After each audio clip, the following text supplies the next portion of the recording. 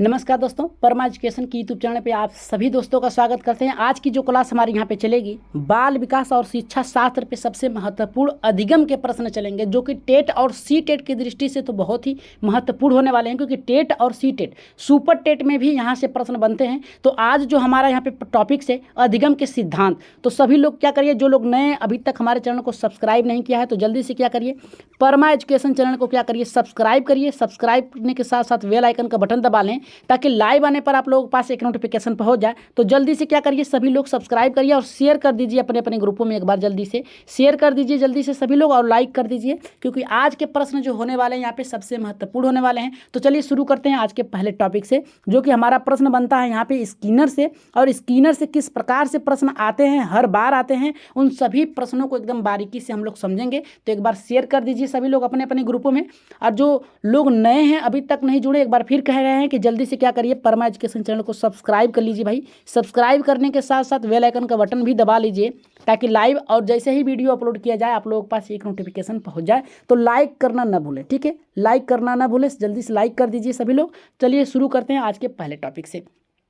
हर एक प्रश्नों को आप लोगों को अच्छे से समझते हुए चलना है, कौन सा प्रश्न क्या कह रहा है और किस प्रकार से प्रश्न बनते हैं, उन सभी को हम लोग जानेंगे बहुत ही बारीकी तरीके से। तो पहला प्रश्न हमारा यहाँ पे शुरू होता है कि स्किनर द्वारा प्रतिपादित अधिगम का सिद्धांत है। इसमें से स्किनर द्वारा प्रतिपादित जो प्रश्न है वो कौन सा है? पहला हमारा कह रहा है कि क्रिया प्रसूत अनुबंधन, दूसरा हमारा कह रहा है प्रयत्न एवं भूल का अधिगम, और तीसरा कह रहा है शास्त्रीय अनुबंधन, और यहाँ पे चौथा कह रहा है हमारा कि अंतर्दृष्टि अधिगम। देखिए, अंतर्दृष्टि का मतलब होता है खुद से बनाना, और शास्त्रीय अनुबंधन, और यहाँ पे प्रयत्न एवं भूल और क्रिया प्रसूत, इनमें से कौन सा ऑप्शन सही है? जल्दी से कमेंट करिए सभी लोग। देखिए यहाँ पे राइट आंसर जो जाएगा हमारे यहाँ पे, पहले का जो राइट आंसर जाएगा, पहले के साथ जाएगा क्रिया प्रसूत अनुबंधन के साथ जाएगा। याद रखिएगा, क्रिया प्रसूत अनुबंधन होता क्या है, ये स्किनर द्वारा दिया गया है। इसमें किसी भी यानी सीखी गई जो बातें होते हैं उसे छोटे छोटे क्रम में बांट कर विभाजित करके सीखा जाता है। मान लीजिए जैसे पेड़ है, याद रखिएगा, अगर कोई पेड़ का पौधा है, ठीक है, अगर हम इसे बालक को बताएंगे कि देखो ये पेड़ है,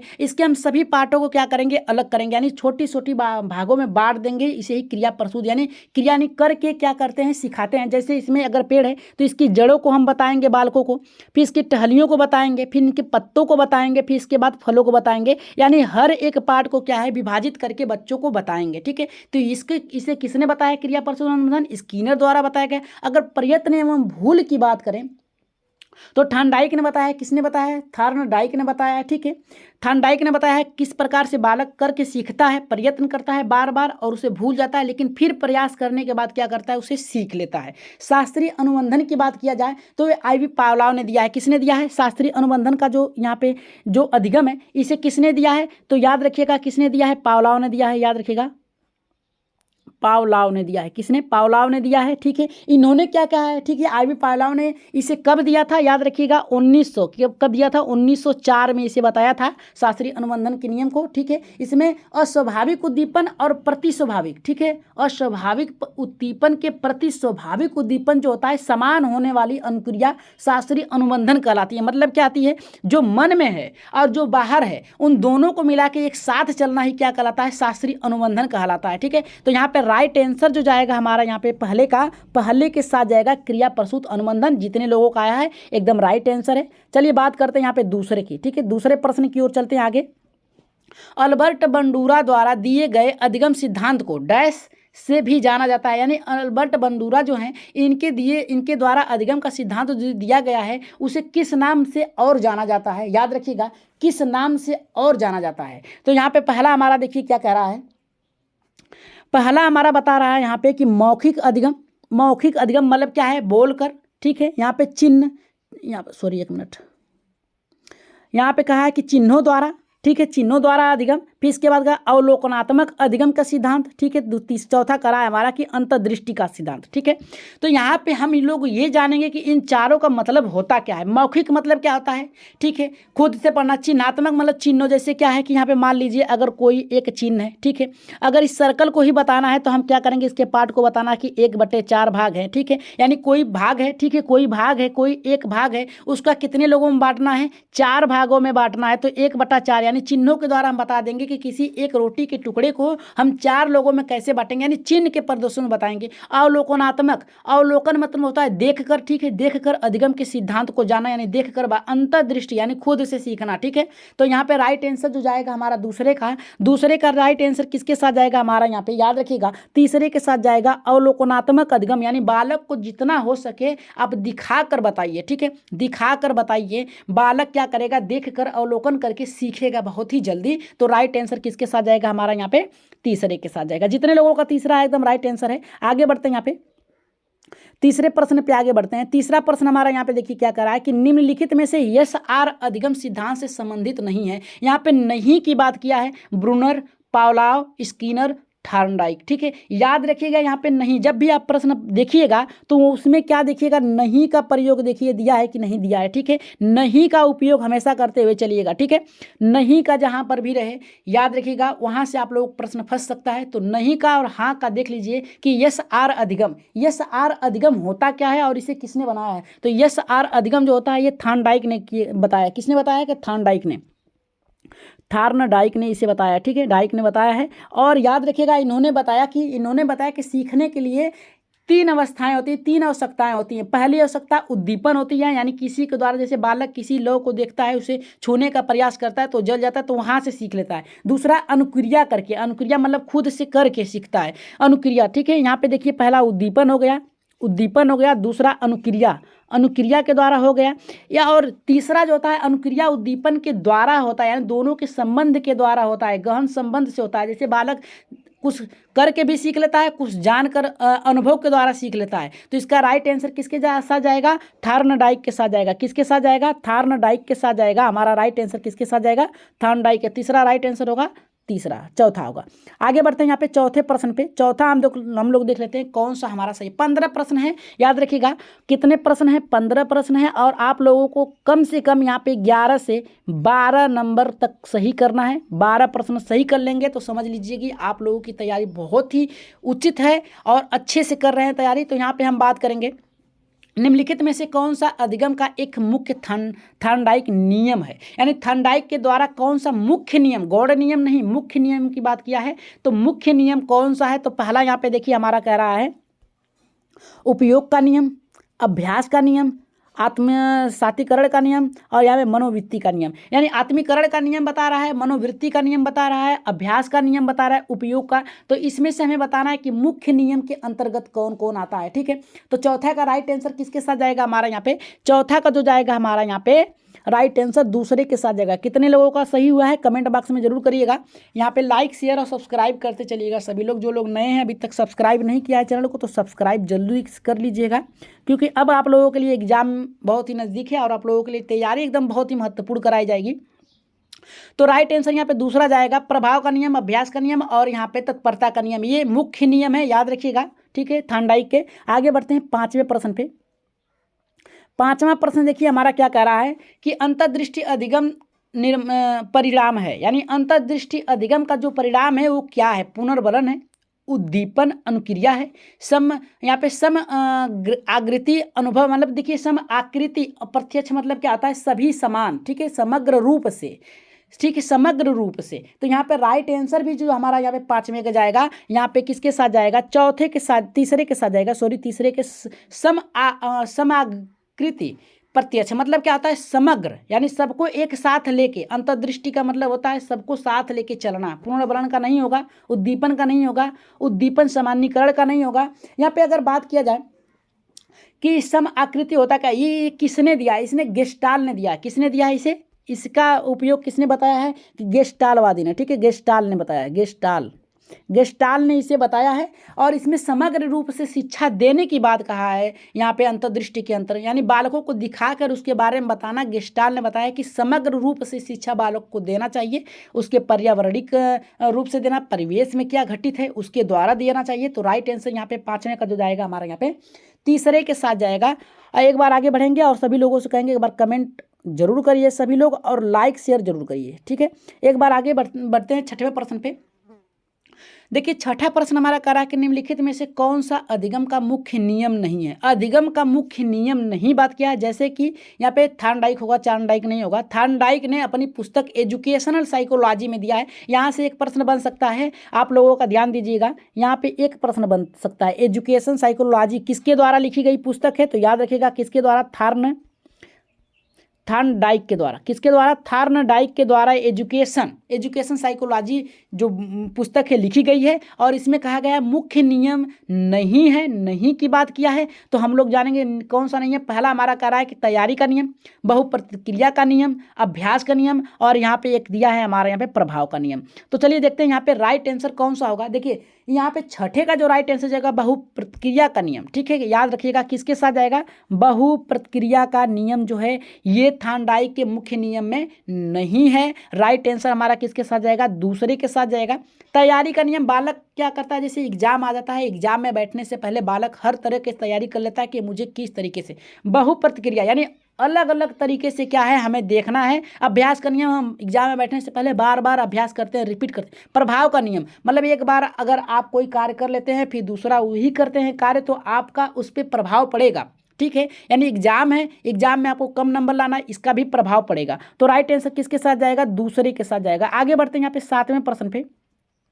देखिए सातवां प्रश्न बहुत ही अच्छा प्रश्न है, इसे आप लोग बहुत ही ध्यान से देखिएगा क्योंकि ये प्रश्न हर बार आते हैं। कह रहा है कि वह अधिगम जो व्यवहार के प्रभाव का परिणाम होता है कहलाता है, क्या कहलाता है कि वह अधिगम, अधिगम मतलब होता है सीखना। याद रखिएगा अगर हर एक टॉपिक को हम लोग समझते हुए चलें, अगर कह रहा है अधिगम की बात कर रहा है तो अधिगम मिस होता क्या है, अधिगम मिस होता है हमारा सीखना। क्या होता है, सीखना होता है। क्या होता है, सीखना होता है। अधिगम मिस होता है सीखना। और कह रहा है कि क्रिया प्रस्तुत अनुबंधन करके सीखना हो गया। अनुक्रिया, अनुक्रिया अनुबंधन ये भी नहीं होगा। अनुकूलित कह रहा है हमारा कि अनुकूलित अनुबंधन, सकारात्मक अनुबंधन। देखिए हमारा जो है ये चौथा नहीं होगा, याद रखिएगा। अनुकूलित यानी वातावरण के अनुरूप करना। यहाँ पे क्रिया, अनुक्रिया, अनुक्रिया मतलब होता है किसी के द्वारा करना, ये तो गलत है। कह रहा है कि क्रिया प्रस्तुत अनुबंधन, तो राइट आंसर किसके साथ जाएगा हमारा यहाँ पे, पहले के साथ जाएगा। किसके साथ जाएगा, पहले के साथ जाएगा। राइट आंसर जितने लोगों का पहला आया है एकदम राइट आंसर है। आगे बढ़ते हैं आठवें प्रश्न पे। देखिए आठवां प्रश्न हमारा क्या कर रहा है कि सीखना आवश्यकता की पूर्ति की प्रक्रिया के द्वारा होता है। हल का यह कथन संबंधित है। अगर पूछ दिया जाए प्रश्न में सीखना आवश्यकता की पूर्ति है, पूर्ति की एक प्रक्रिया है, ये किसके द्वारा दिया गया है, तो याद रखिएगा किसके द्वारा दिया गया है, हल के द्वारा। किसके द्वारा दिया गया है, हल के द्वारा दिया गया है। और कथन किससे संबंधित है, अधिगम के सूझ के सिद्धांत से। किसके द्वारा, अधिगम के सूझ के सिद्धांत से नहीं, ये तो गलत है, थॉर्नडाइक, ठीक है। फिर इसके बाद प्रबलन सिद्धांत, जी राइट आंसर किसके जाएगा, प्रबलन, प्रबलन सिद्धांत से संबंधित है। हल का द्वारा, हल के द्वारा दिया गया कथन कौन सा है, प्रबलन। संबंध प्रक्रिया का सिद्धांत, ये भी नहीं है। फिर प्रयत्न में भूल, थॉर्नडाइक है। कौन है, थॉर्नडाइक है, ये भी नहीं है हमारा। तो राइट आंसर किसके साथ हमारा बन रहा है, यहाँ पे दूसरे के साथ बन रहा है। राइट आंसर एकदम जाएगा किसके साथ, दूसरे के साथ जाएगा। चलिए आगे बढ़ते हैं। यहाँ पे दूसरा जितने लोगों का है एकदम राइट आंसर है। आगे बढ़ते हैं यहाँ पे नवें प्रश्न पे। नवा प्रश्न देखिए बहुत ही अच्छा है। 6 प्रश्न और रह गए हैं जो कि बहुत ही महत्वपूर्ण प्रश्न है। अगर ये प्रश्न आप लोग अधिगम की कर लेते हैं तो यहाँ से 2 से 3 नंबर तो आना ही आना है, क्योंकि थॉर्नडाइक और स्किनर और पावलोव इनसे तो प्रश्न आपके श्योर है कि बनेंगे। यहाँ पे कह रहा है कि अभिक्रमित अधिगम निम्न में से किस पर आधारित है। अभिक्रमित की बात किया है, ठीक है। अभिक्रमित अधिगम से, अधिगम मतलब सीखना, किसके द्वारा सीखना, तो पहला हमारा यहाँ पे देखिए कह रहा है कि क्षेत्र सिद्धांत से। किसके द्वारा कह रहा है कि क्षेत्र सिद्धांत से। क्रिया प्रसूत अनुबंधन से कह रहा है, क्रिया प्रसूत अनुकूलन से कह रहा है, गेस्टाल्ट अधिगम सिद्धांत से कह रहा है कि फिर कह रहा है परंपरागत यानी पीढ़ी दर पीढ़ी जो चली आ रही है उससे। अब गेस्टाल की जो बात कर रहा है ये तो होगा नहीं, ठीक है। इन्होंने कहा है कि समग्र रूप से सबको लेके चलना है। किसके साथ चलना है, समग्र रूप से शिक्षा देना बालक को, ये तो नहीं होगा। गेस्टाल वाला भी नहीं होगा, ठीक है। कौन सा, गेस्टाल का नहीं होगा। क्षेत्र सिद्धांत यानी आपके बालक अपने के क्षेत्र में परिवेश में किस प्रकार से सीखते हैं, ये भी नहीं होगा। राइट आंसर किसके साथ जाएगा हमारा, यहाँ पे जाएगा किसके साथ, क्रिया प्रसूत अनुकरण के साथ जाएगा। तो राइट आंसर हमारा किसके साथ होगा, एक मिनट थोड़ा सा चेंज कर लें इसको। किसके साथ जाएगा हमारा, यहाँ पे जाएगा हमारा क्रिया प्रसूत अनुकूलन के साथ जाएगा। दूसरा राइट आंसर होगा। आगे बढ़ते हैं यहाँ पे 10वें प्रश्न पे, जो कि बहुत ही अच्छा प्रश्न है। यहाँ पे बन रहा है, थोड़ा सा छोटा कर ले रहे हैं, एक मिनट। करा कि थानडाइन द्वारा दिए गए अधिगम के 3 मुख्य नियम में से निम्नलिखित में से कौन सा नहीं है। अधिगम देखिए मुख्य नियम थानडाइक ने 3 बताए हैं और यहाँ पे जो गौड़ नियम है वो 5 बताया है, यानी कुल इनके नियम जो हैं 8 हैं मुख्य, और यहाँ पे गौड़ नियम जो है इनके 8 हैं। यहाँ पे कह रहा है कि कौन सा मुख्य नियम के अंतर्गत नहीं है। पहला कह रहा है हमारा देखिए कि प्रभाव का नियम, फिर दूसरा कह रहा है कि संबंधित परिवर्तन का नियम, फिर कह रहा है तीसरा हमारा कह रहा है कि अभ्यास का नियम, फिर चौथा हमारा कह रहा है कि तत्परता का नियम। तो राइट आंसर यहाँ पे कौन सा होगा, जल्दी से कमेंट करिए यहाँ पे 10वें का जी। देखिए मुख्य नियम के अंतर्गत हमारा जो आता है यहाँ पे प्रभाव का नियम आएगा, अभ्यास का नियम आएगा, तत्परता का नियम आएगा। ठीक है, तत्परता का नियम आएगा, ये तीनों आएंगे, लेकिन हमारा एक नहीं आएगा। कौन नहीं आएगा, दूसरा नहीं आएगा, संबंधित परिवर्तन का नियम, ये आपका मुख्य नियम के अंतर्गत नहीं आएंगे। तो राइट आंसर जितने लोगों का यहाँ पे आया है, पहला यहाँ पे दूसरा एकदम राइट आंसर है, पहला गलत, दूसरा गलत, तीसरा गलत है। आगे बढ़ रहे हैं 11वें प्रश्न पे। 11वां प्रश्न देखिए, सभी लोग एकदम अच्छे से पढ़ के बताइएगा कि कौन सा सही है और कितने लोगों का ये प्रश्न सही हो रहा है। 11वां, थानडाइक के अधिगम नियम है। थानडाइक के अधिगम के नियम कौन कौन से हैं? अभ्यास का नियम, तत्परता का नियम, प्रभाव का नियम। और याद रखिएगा एक ट्रिक है, जहां पर उपयुक्त सभी हो तुरंत बिना देखे सही करिए। ठीक है, बिना प्रश्न पढ़े हुए सही करिए कि आपका राइट आंसर कौन सा होगा। चौथा देखिए, जैसे ही आप लोगों का एग्जाम नज़दीक आ जाएगा, आप लोगों को एक टैग वर्ड दिया जाएगा। ठीक है, जिसके अनुरूप आप लोग क्या कर सकते हैं, अगर प्रश्न नहीं आ रहा है टैग वर्ड के द्वारा आप लोग देख कर ही प्रश्नों को सॉल्व कर देंगे। ठीक है, तो चलिए इसका राइट आंसर जो था हमारा यहाँ पे चौथा था 11 का। याद रखिएगा 11 का हमारा जो राइट आंसर था चौथा था। सबको पता है कि अभ्यास के नियम, तत्परता के नियम, प्रभाव के नियम, ये थानडाइक के हैं मुख्य नियम। ठीक है, अगर बात किया जाए 12वें प्रश्न का, तो 12वां प्रश्न आप लोग तो बहुत ही अच्छे से कर सकते हैं। अल्बर्ट बंडूरा द्वारा प्रतिपादित अधिगम का प्रकार कहलाता है। कौन सा कहलाता है? यहाँ पे देखिए पहला हमारा कह रहा है कि सक्रिय अधिगम, दूसरा हमारा कह रहा है कि प्रेक्षणात्मक अधिगम, और यहाँ पे तीसरा कह रहा है अंतर्दृष्टि अधिगम, चौथा कह रहा है कि अनुभज्वन अधिगम। तो राइट आंसर यहाँ पे कौन सा सही होगा, जल्दी से कमेंट कर दीजिए। आप लोग जल्दी से कमेंट करिए, सभी लोग कमेंट करिए कि इसका राइट आंसर क्या होगा चौथे का, 12वें का। देखिए 12वें का राइट आंसर जो जाएगा यहाँ पे अल्बर्ट बंडूरा ने किस पे दिया था, तो दूसरा हमारा राइट आंसर होगा पर यहाँ पे कह रहा है कि प्रक्षेपात्मक अधिगम। इसका राइट आंसर किसके साथ जाएगा, हमारे यहाँ पे दूसरे के साथ जाएगा। आगे बढ़ते हैं 13वें प्रश्न पे और देखते हैं 13वां प्रश्न क्या कर रहा है। प्रयत्न व भूल सिद्धांत को दर्शाने के लिए थानडाइक ने किस पर प्रयोग किया था? बहुत ही अच्छा प्रश्न है, देख लीजिए यहाँ पे बहुत ही अच्छा प्रश्न है, इसे गलत न करिएगा। प्रयत्न व भूल सिद्धांत को दर्शाने के लिए थानडाइक ने किस पर प्रयोग किया था, और इसका देखते हैं सभी लोगों का सही आंसर आता है क्या। पहला कह रहा है कि बंदरों पर किया था, दूसरा कह रहा है बिल्लियों पर किया था, तीसरा कह रहा है कि चूहों पर, और चौथा कह रहा है कि मनुष्यों पर किया था। तो थानडाइक ने किस पे प्रयोग किया था प्रयत्न एवं भूल का, तो जल्दी से कमेंट करिए। देखिए यहाँ पे प्रयत्न एवं भूल का सिद्धांत थानडाइक ने किस पे किया था, तो 13 का राइट आंसर किसके साथ जाएगा, जल्दी से कमेंट करिए। इसका राइट आंसर हम नहीं बताएंगे क्योंकि ये प्रश्न बहुत ही आसान है। इस पे इसका प्रयत्न एवं भूल का सिद्धांत आप लोगों को खुद बताना है कि इसका राइट आंसर क्या जाएगा। ठीक है, चलिए आगे बढ़ते हैं। यहाँ पे 13 का राइट आंसर आप लोग बताएंगे कमेंट बॉक्स में। ठीक है, यहाँ पे क्या कर रहा है हमारा, देखिए करा कि थानडाइक द्वारा प्रतिपादित अधिगम के मुख्य नियम कितने हैं। मुख्य नियम की बात किया है, गौड़ नियम की बात नहीं किया है। याद रखिएगा मुख्य नियम जो होते हैं कितने हैं, मुख्य नियम जो है 3 हैं, और गौड़ नियम कितने हैं, गौड़ नियम जो हैं आपके 5 हैं, यानी प्लस कर दिया जाए तो 8 नियम हैं। याद रखिएगा थानडाइक के 8 नियम हैं, 3 मुख्य हैं, 5 गौड़ है। तो इसमें से राइट आंसर किसके साथ जाएगा, राइट आंसर जो जाएगा हमारे यहाँ पे दूसरे के साथ जाएगा। किसके साथ जाएगा, यहाँ पे 14वें का जो प्रश्न है उसका आंसर जो जाएगा हमारे यहाँ पे दूसरे के साथ जाएगा। अंतिम प्रश्न में बढ़ते हैं, जो 13 और 15 आप लोगों के लिए रखा गया है। ठीक है, 13 और 15 जो प्रश्न है ये आप लोगों के 13 का भी उत्तर आप लोगों को कमेंट बॉक्स में देना है और 15 का भी आंसर आप लोगों को कमेंट बॉक्स में देना। कह रहा है कि आशुवेल के अनुसार किस प्रकार के अधिगम में समस्या का समाधान निहित है। आशुवेल की बात किया है। ठीक है, पहला हमारा देखिए कह रहा है यहाँ पे कि रट कर, दूसरा कह रहा है कि अर्थपूर्ण सीखना, तीसरा कह रहा है कि खोजपूर्ण सीखना, और चौथा कह रहा है निरंतर सीखना। तो राइट आंसर इसका आप लोग कहाँ देंगे, कमेंट बॉक्स में देंगे। कहाँ देंगे, कमेंट बॉक्स में देंगे। आप सभी लोग कमेंट बॉक्स में देंगे, कमेंट बॉक्स में आप लोग इसका आंसर देंगे। और कितने लोगों का यहाँ पे 15 में से लगभग 10 से 11 आंसर आया है सही, आप लोग कमेंट बॉक्स में ज़रूर बताइएगा। और आज के प्रश्न आप लोगों को कैसे लगे एक बार कमेंट बॉक्स में ज़रूर अपनी राय सुझाव मत दीजिएगा। और यही कहेंगे कि अभी से जो लोग जुड़े हैं और अभी तक हमारे चैनल को सब्सक्राइब नहीं किया है तो जल्दी से क्या करिए, परमा एजुकेशन चैनल को सब्सक्राइब कर लीजिए भाई। सब्सक्राइब करने के साथ साथ बेल आइकन का बटन दबा लीजिए और यहाँ पे लाइक और शेयर जरूर करिएगा। शेयर कर दीजिए अपने अपने ग्रुपों में एक बार, और लाइक भी साथ में करिएगा सभी लोग, ठीक है। तो आज के प्रश्न आप लोगों के ये 15 थे। और बता दें कि जल्द ही आप लोगों की एग्जाम होने वाला है। टेट के बाद सुपर टेट देखने को मिलेंगे, लेकिन यहाँ पे जो ट्यूटर अभियान चल रहा है, ट्यूटर अभियान, उसमें आप लोग जुड़िए ज़्यादा से ज़्यादा, क्योंकि वहाँ पे जितना जल्दी हो आप लोग दिसंबर तक, कब तक, दिसंबर तक आप लोग क्या करिए, एग्जाम कराने के लिए आप लोग तत्पर रहिए और ट्यूट पे ट्यूट करते रहिए, क्योंकि यहाँ पे 1 लाख 1.5 लाख तक ट्यूट हो रहे हैं रोज एग्जाम कराने के लिए। शिक्षा मंत्री ने भी कह दिया है, संदीप सिंह ने, कि जो हमारे पास सीट बची हैं वो 63,000 के करीब बची हैं। कितनी बची हैं? 63,000 तक बची हैं, ठीक है। 63,000 तक सीट खाली है, लेकिन 51,000 पहले ही उन्होंने क्या किया है, हलफनामा सुप्रीम कोर्ट हाई कोर्ट में दे दिया है। तो अगर इनको जोड़ दिया जाए तो आपके पास बनते हैं 4, 6, 5, 11, 1,14,000 के करीब आपके सीट, यानी 1.25 लाख के करीब आप लोगों की एग्जाम में बैठ सकते हैं अगर सुपर टेट में इतनी सीटें आ गई तो। अगर 97,000 भी आ रही हैं तभी बहुत है। तो आज के प्रश्न कैसे लगे एक बार लाइक शेयर सब्सक्राइब जरूर करिएगा। तो आज के लिए इतना ही, धन्यवाद। और अच्छे से पढ़िए सभी लोग, क्योंकि एग्ज़ाम जो है बहुत ही नज़दीक है। तो आज के लिए इतना ही, धन्यवाद।